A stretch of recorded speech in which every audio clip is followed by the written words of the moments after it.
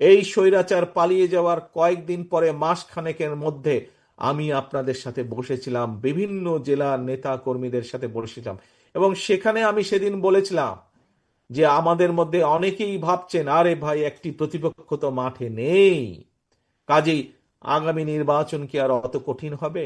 আমি তখন বলেছিলাম যে আগামী নির্বাচন বাংলাদেশের ইতিহাসে যত নির্বাচন হয়েছে তার মধ্যে সবচাইতে কঠিন হবে। মনে আছে আপনাদের?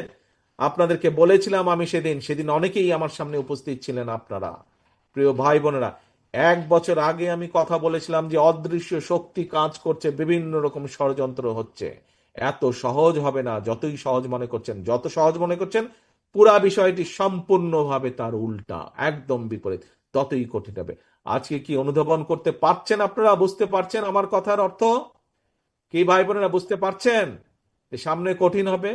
হ্যাঁ, কিন্তু এই কঠিন পথ, এই যে কঠিন হবে, এর মধ্যে আপনারা পত্রপত্রিকা বিভিন্ন বিষয় থেকে আপনারা এখন অনেকেই বুঝতে পারছেন যে আসলেই তো তারেক রহমান যা বলেছিল, মনে হয় কথাটা বোধহয় খুব বেশি ভুল বলেনি। কিন্তু এই কঠিন পথ, সেই ষড়যন্ত্র ভণ্ডুল করা হোক এবং আমাদের যে পরিকল্পনা 31 দফা, সেই অনুযায়ী দেশকে এগিয়ে নেওয়া যাওয়াই হোক না কেন, প্রত্যেকটি কাজ ইনশাল্লাহ আল্লাহর রহমতে আমরা সফল করতে পারবো, যদি যদি বিএনপি নামক যে পরিবারটি আছে, এই পরিবারের সকল নেতাকর্মী দুইটা কাজ করে। 1 নম্বরের প্রথম কথাটি বলেছি, প্রত্যেককে আমাদের সচেতন থাকতে হবে, আমাদের দ্বারা যাতে এমন কোনো কাজ না হয়, শুধু নওগাঁ না, 64টি জেলার 872,000 গ্রামের প্রত্যেকটি নেতাকর্মীকে সচেতন থাকতে হবে, এমন কাজ যাতে না হয় যাতে করে দল ক্ষতিগ্রস্ত হয়, জনগণের আস্থা বিশ্বাস নষ্ট হয়।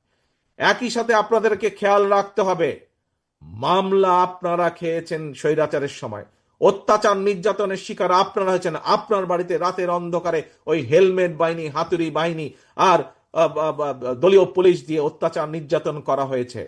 প্রিয় সহকর্মীবৃন্দ, আল্লাহ চায় তো ইনশাল্লাহ সামনে আপনি দেশ পরিচালনা করবেন, জনগণের জন্য কাজ করবেন, আপনি হয়তো ইনশাল্লাহ আল্লাহ চাইলে আল্লাহর রহমতে এই দেশের জনগণের সমর্থনে আপনি সরকার গঠন করবেন। আপনার পিছে কিন্তু এখন অনেক ঘুঘু ঘুরঘুর ঘুরঘুর ঘুরঘুর করছে, এই ঘুঘুদের প্রতি খেয়াল রাখতে হবে।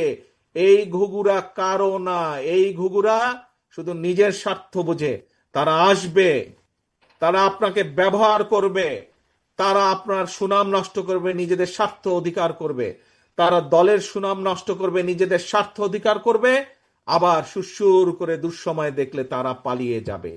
এই ঘুঘুরা যাতে আসতে না পারে, এই দলের স্বার্থকে নিজের স্বার্থে ব্যবহার করার জন্য সুযোগ না পায়, এই খেয়াল আপনাদেরকে রাখতে হবে। পারবেন? পারবেন এই ঘুঘুদেরকে দূরে রাখতে? এই ঘুঘুরা শুধু নিজেদের, এরা কারো না, এই ঘুঘুদের প্রতি সতর্ক দৃষ্টি রাখতে হবে। আসুন সহকর্মীবৃন্দ, এবার দ্বিতীয় পয়েন্টটা বলি।